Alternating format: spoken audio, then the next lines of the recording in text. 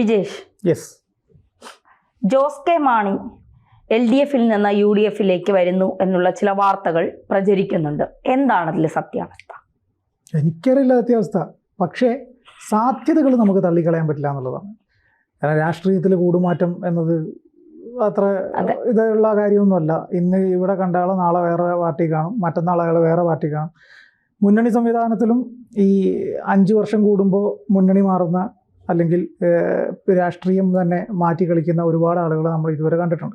ഞാൻ ചോദിക്കട്ടെ, അടുത്ത UDF അധികാരത്തിൽ വരും എന്ന് മുന്നിൽ കണ്ടുകൊണ്ടുള്ള ഒരു മാറ്റത്തിനാണോ ജോസ് കെ മാണി ശ്രമിക്കുന്നത്? ഈ ജോസ് കെ മാണിയുടെ വിഷയം എന്ന് വെച്ച് കഴിഞ്ഞാൽ ഇപ്പം നിലവിൽ LDFിനകത്ത് NCPയുമായിട്ട് വലിയൊരു പ്രശ്നം നടക്കുന്നുണ്ട്.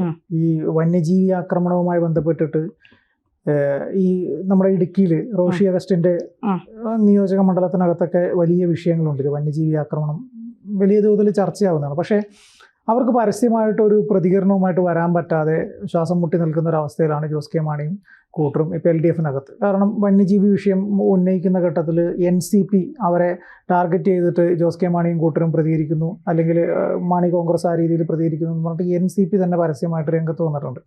അപ്പോൾ ഒരു മുന്നണി സംവിധാനത്തിനകത്ത് 2 പാർട്ടികൾ NCPയും കേരള കോൺഗ്രസ് എമ്മും തമ്മിലുള്ള ഭിന്നത ഭയങ്കര രൂക്ഷമായിട്ട് അവിടെ നിൽക്കുന്ന സാഹചര്യമാണ്. ഈ അവസരത്തിൽ നിലമ്പൂർ ഉപതെരഞ്ഞെടുപ്പിൻ്റെ വിജയം കൂടി വന്ന സ്ഥിതിക്ക് UDF അവരുടെ അംഗസംഖ്യ അല്ലെങ്കിൽ മുന്നണി വിപുലീകരിക്കാനുള്ള സാധ്യതകൾ നോക്കുന്നുണ്ട്.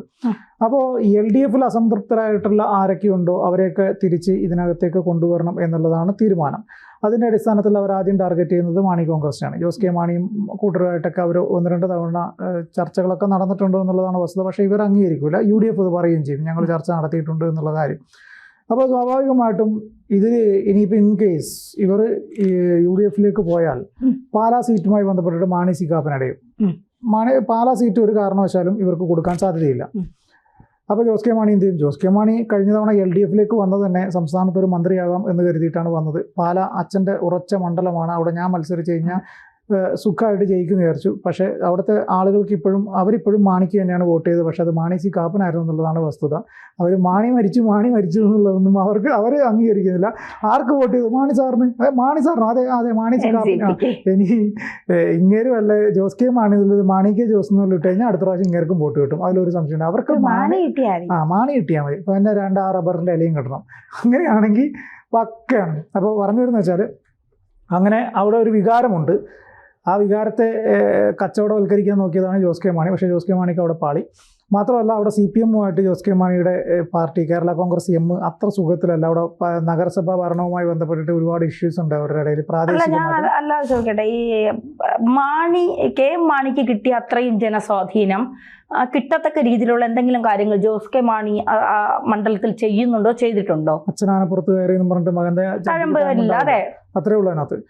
ജോസ് കെ മാണി അത്ര ജനകീയനൊന്നും അല്ല. പക്ഷെ മാണി സാർ ഒരു വികാരമാണ് അവർക്ക്. നമ്മൾ ഈ കുഞ്ഞുഞ്ഞിൻ്റെ കഥ പറയും പോലെ മാണി സാർ ഒരു വികാരമാണ്, പക്ഷേ ജോസ് കെ മാണി ഒരു വികാരവും ഇല്ലാത്തവനാണ്. അതാണ് അവിടുത്തെ അവസ്ഥ. അവിടെ അവർ രാഷ്ട്രീയപരമായിട്ട് ചിന്തിച്ചു. മാണി സി കാപ്പൻ അവിടെ നേരത്തെ നല്ല രീതിയിലുള്ള 2-3 തവണ ഇലക്ഷനിൽ ജസ്റ്റ് മിസ് എന്ന് പറഞ്ഞതുപോലെ പോയതുകൊണ്ട് തന്നെ അവർ കഴിഞ്ഞ തവണ മാണി സി കാപ്പനെ ജയിപ്പിച്ചു. ഇത്തവണ മാണി സി കാപ്പൻ അവരുടെ രാഷ്ട്രീയ പാർട്ടി കുറച്ചുകൂടെ ഒന്ന് വിപുലീകരിക്കാനുള്ള ശ്രമം നടത്തുന്നുണ്ട്. അതും കൂടെ വിജയിക്കുകയാണെങ്കിൽ സ്വാഭാവികമായിട്ടും മാണി സി കാപ്പന് ശക്തി വർദ്ധിക്കും. UDFിനകത്ത് മാണി സി കാപ്പന് ശക്തി വർദ്ധിക്കുമ്പോൾ പാലാ സീറ്റ് മാണി സി കാപ്പൻ്റെ ഉറച്ച മണ്ഡലമാകും. അങ്ങനെ വീണ്ടും KM മാണിയിലൂടെ മാണി സി കാപ്പനിലൂടെ ഒരു മാണിയുടെ മണ്ഡലമായിട്ട് പാലാ നിലനിൽക്കും എന്നുള്ളതാണ് വസ്തുത. അപ്പോൾ അങ്ങനെ വരുമ്പോൾ Jose K Mani in case UDFിലെത്തിയാൽ ജോസ് കെ മാണിക്ക് എവിടെ സീറ്റ് കൊടുക്കും? കടുത്തുരുത്തി കൊടുക്കും. അപ്പോൾ വരാൻ പോകുന്ന പ്രശ്നം എന്താ? PJ ജോസഫിന്റെ മണ്ഡലമാണ് കടുത്തുരുത്തി. PJ ജോസഫിന്റെ പാർട്ടിയുടെ മണ്ഡലമാണ് കടുത്തുരുത്തി.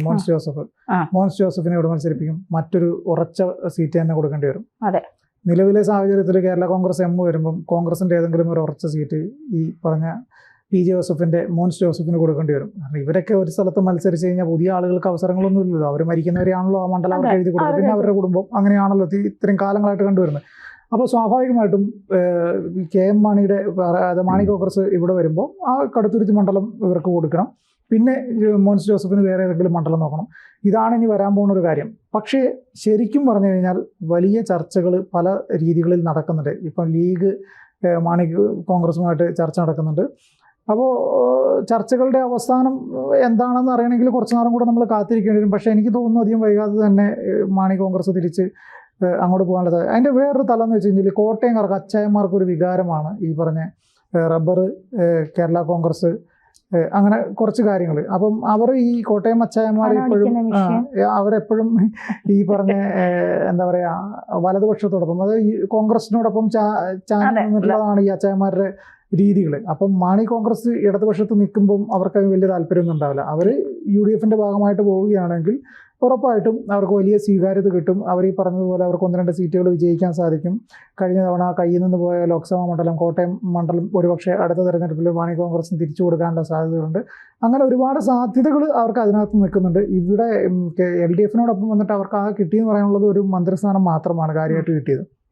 ജോസ് കെ മാണിക്കും കിട്ടിയെങ്കിലും പക്ഷേ ഈ മന്ത്രിസ്ഥാനം ജോസ് കെ മാണി മോഹിച്ചതാണ്. പക്ഷേ റോഷി അഗസ്റ്റിനാണ് ലോട്ടറി അടിച്ചത്. ഇനി റോഷി അഗസ്റ്റിൻ്റെ കറുത്ത കരങ്ങളാണോ ഇനി എങ്ങനെ അവിടുത്തെ പരാജയത്തിന് കാരണം എന്നുള്ളതൊന്നും അറിയില്ല. പക്ഷേ എന്തായാലും KM മാണിയുടെ പാർട്ടി മാണി കോൺഗ്രസ്, കേരള കോൺഗ്രസ് എം, അത് UDFലേക്ക് പോകാനുള്ള സാധ്യതകൾ ഏകദേശം 90% തെളിഞ്ഞു വരുന്നുണ്ട്. വലിയ തോതിലുള്ള ചർച്ചകൾ നടക്കുന്നുണ്ട്. അടുത്ത തെരഞ്ഞെടുപ്പ് ആകുമ്പോഴേക്ക് ചെല്ലും. ഇതുവരെ ബദ്ധ ശത്രുക്കളായിട്ടുള്ള മാണി സി കാപ്പനും ജോസ് കെ മാണിയും തോളത്ത് കൈയിട്ടിട്ട് അടുത്ത തവണ ജോസ് കെ മാണി മാണി സി കാപ്പന് വേണ്ടി പ്രചാരണത്തിന് ഇറങ്ങുന്നത് നമ്മൾ കാണേണ്ടി വരും. അയ്യോ, അങ്ങനെയൊക്കെ സംഭവിക്കാം. രാഷ്ട്രീയമാണ്. ഒരുപക്ഷെ ഈ പറഞ്ഞതുപോലെ കേരളം കണ്ട ഏറ്റവും വലിയ ധനകാര്യമന്ത്രി അല്ലേ, ഏറ്റവും മികച്ച ധനകാര്യമന്ത്രിമാരിൽ ഒരാളാണ് KM Mani. KM Mani budget അവതരിപ്പിക്കാൻ വന്ന ദിവസമാണ് ശിവൻകുട്ടി, നമ്മുടെ വിദ്യാഭ്യാസ മന്ത്രി ശിവൻകുട്ടി സാറ് പിന്നെ മുണ്ടഴിച്ചിട്ട് നിയമസഭയിൽ അഴിഞ്ഞാടിയ രംഗമൊക്കെ ഇപ്പോഴും കേരളത്തിലെ പിള്ളേർ, അദ്ദേഹമാണ് ഇപ്പോഴത്തെ വിദ്യാഭ്യാസ മന്ത്രി എന്ന് പറയുമ്പോൾ നമ്മളതിൽ എന്താ പറയുക, വലിയ ഇത് കാണണം. അത്തരത്തിലുള്ള ഒരാളെയാണ് വിദ്യാഭ്യാസ മന്ത്രിയാക്കി വെച്ചേക്കുന്നത്. അപ്പോൾ സ്വാഭാവികമായും KM മാണിക്ക് കിട്ടിയ ഒരു ജനപിന്തുണ, ജനകീയത, ഇതൊന്നും ജോസ് കെ മാണിക്ക് കിട്ടില്ല. അതുമാത്രമല്ല, ജോസ് കെ മാണിക്ക് ഇടതുപക്ഷത്ത് നിന്നിട്ടൊന്നും ചെയ്യാനുമില്ല. ജോസ് കെ മാണിയെ നമ്മൾ ഈ അടുത്ത കാലത്ത് ഞാനൊരു ഇൻ്റർവ്യൂവിലാണ് അദ്ദേഹത്തെ കാണുന്നത്, ഞാൻ കണ്ടിട്ടുമില്ല. ഇപ്പം ഞാനെന്നല്ല, ജനങ്ങൾ പൊതുവെ അദ്ദേഹത്തെ കാണാറില്ല എന്നുള്ളതാണ് യാഥാർത്ഥ്യം. അപ്പോൾ സ്വാഭാവികമായും ഇത്തരം ഒരു രീതിയിൽ LDFൽ നിന്നിട്ട് വലിയ പ്രയോജനമൊന്നുമില്ല. അടുത്ത തവണ UDF അധികാരത്തിൽ വരുമ്പോൾ ഒരു കസേര കിട്ടാൻ, അത് ഉറപ്പിക്കാനുള്ള തയ്യാറെടുപ്പുകൾ, വാഗ്ദാനങ്ങൾ, ഇതൊക്കെ UDFൽ നിന്നുണ്ടാകും. തീർച്ചയായിട്ടും അതൊക്കെ കണ്ടുകൊണ്ടായിരിക്കാം ജോസ് കെ മാണി UDFലേക്ക് വരാനുള്ള തീരുമാനത്തിലേക്ക് നടന്നു നീങ്ങുന്നത്. വന്നിട്ടില്ല എന്നാണ് ഇപ്പോഴും. ഇനി നാളെ രാവിലെ അറിയാൻ കഴിയില്ല. ചിലപ്പോൾ നാളെ രാവിലെ പ്രഖ്യാപനം ഉണ്ടായിരിക്കാം, ചിലപ്പോൾ ഇന്ന് വൈകുന്നേരം പ്രഖ്യാപനം ഉണ്ടായിരിക്കാം.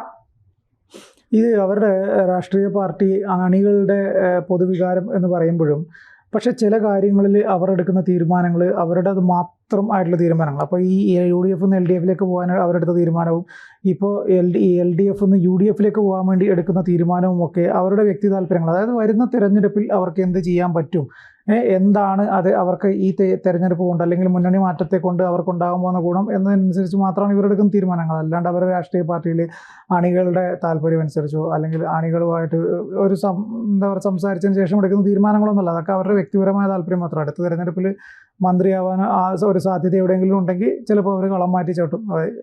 അതിവിദൂരമല്ല ഈ തീരുമാനമൊക്കെ. അതെ.